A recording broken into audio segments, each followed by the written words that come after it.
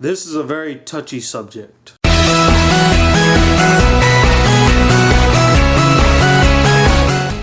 What up, y'all? It's the Black Critic Guy, and today I'm here to review the movie American History X. Now, I wasn't asked to watch this by anybody. I actually stumbled upon it recently, and I've seen this movie about 3 or 4 or 5 times before, and I just really felt driven to review this movie because I really want to discuss this movie. And fair warning, this is going to be a much longer review, so you've been warned. So American History X chronicles the life of Derek Vineyard, who after the death of his father due to a gang-related shooting, joins a neo-Nazi set to terrorize the local African American, Hispanic, and Asian communities in California. And it follows his life while he's in the set, when he goes to jail, and after he gets out of jail, and how he has matured and grown in the process. Now, as you can tell, I'm going to take this review a little seriously. I'm not going to crack as many jokes as I normally would in a movie, because I really think that this is a strong and beautiful movie that is, I feel like it's unbiased on both sides. Now, I'm not going to go on a rant talking about my personal opinions on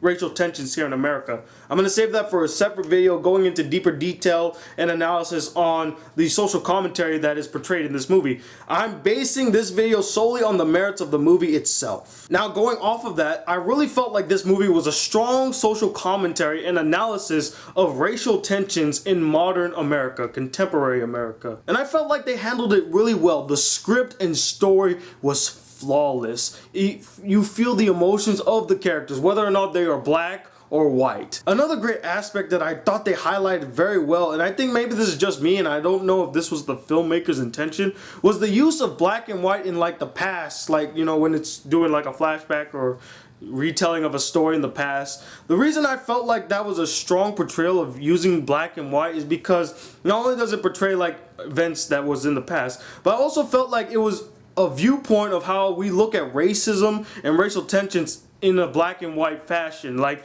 we don't see it as a gray coding, which it really is. We see it as, oh, these people are bad, or these people are good, or these people are bad and these people are good. You know, how we all look at it in a black and white setting, but it's not all black and white. And that's why it felt like the use of black and white was handled very well in this film, because it shows how most people would actually look at a racist situation. We look at it as black and white, okay, these are good and this is bad, but it's not really like that. It's a gray area. Now let's dive into characters. Edward Norton does a fantastic, phenomenal job as the character of Derek Vineyard, who is the most well-layered, well-developed character I've seen in a movie ever. I mean, he starts off as a confused teenager who doesn't really understand the world, and he's full of anger and hate, and he's looking for answers, and so he joins this group that kind of blindsides him to the truth and just tells him what he wants to hear, like, oh, well, all black people are bad. We need to get rid of the black people because they are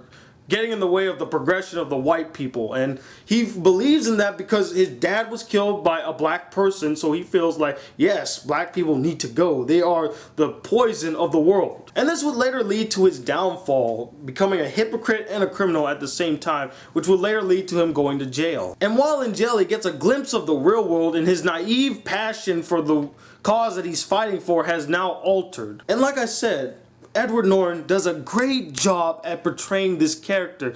So layered, so complex. He is a phenomenal actor and definitely deserved Best Actor when he got nominated for this role. And I really think that he deserved that Oscar, because a well-layered character like this is hard to portray because you can always go either way overboard or not portray it very well. And he found the middle ground and did a phenomenal job knocking it out of the park. Another character I want to talk about is Eddie Furlong's character. He plays the brother of Derek, and he's kind of the kid that gets influenced by his bigger brother. He looks up to him, he admires him, he's kind of like his hero.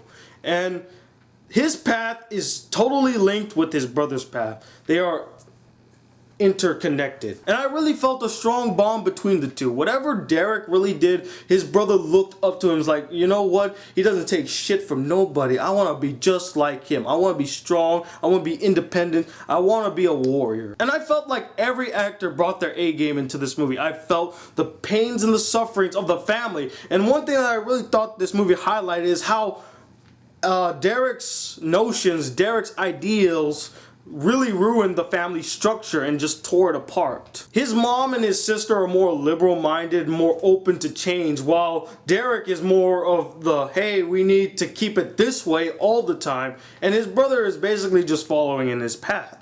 This leads to a family dynamic that gets teared and ripped to shreds, and he's slowly trying to rebuild it as he comes out of jail, and is like, yes, I fucked up. I need to rebuild the family, because that's what that's all that matters. Family matters. This movie does a really good job at dissecting the psyche of an adolescent, naive, young adult kind of person who is just angry and confused at the world, that he basically will listen to anything so that he can get some type of answers, and will follow any path, whether it's good, bad, wrong, right. He just wants to find some answers in any way possible. And like I said, I'm not going to give my opinions on what I feel about racial tensions here in America on this video, but I want to just highlight that I feel like there is evil on both sides. No one side is all good and no one side is all evil.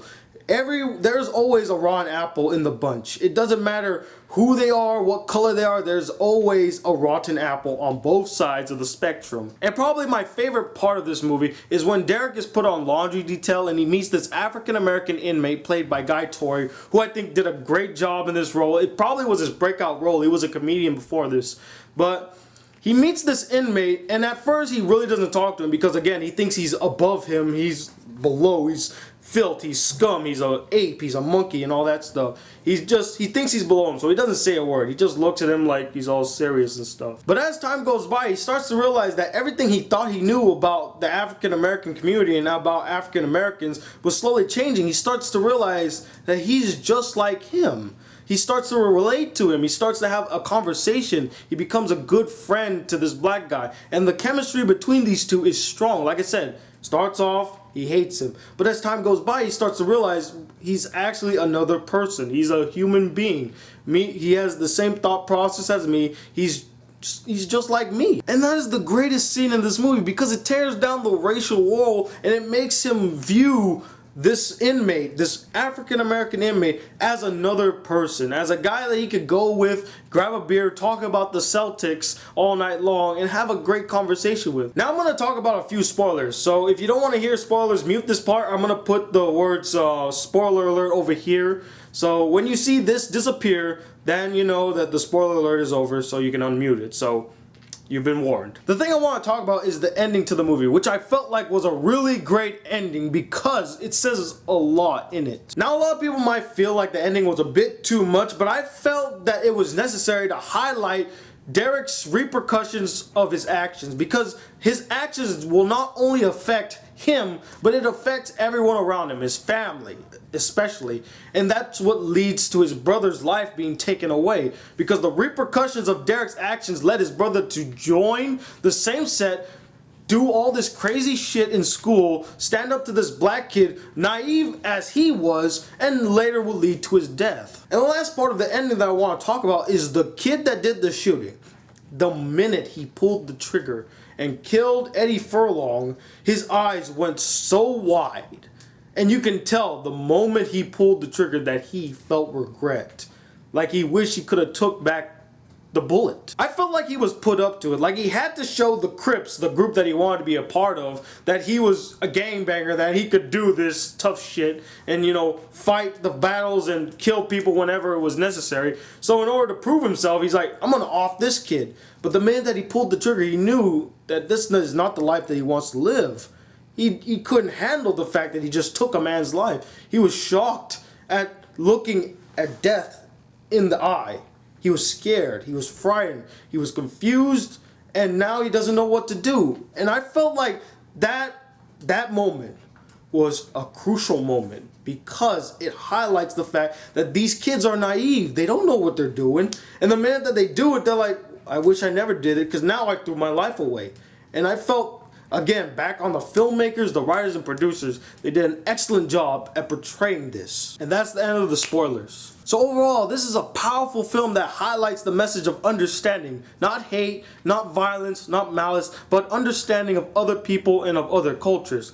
It analyzes the psyche of a confused and angry adolescent, and is one of the greatest character pieces of a neo-Nazi kid who learns the truth of the world and how everything is not all black and white perfectly. And Edward Norton, again, you are awesome. And that's why I'm going to give this movie a 5 out of 5 stars. It is an epic masterpiece. It needs to be viewed by everybody because, like I said, it's a strong social commentary of racial tensions here in America and how not everything is black and white.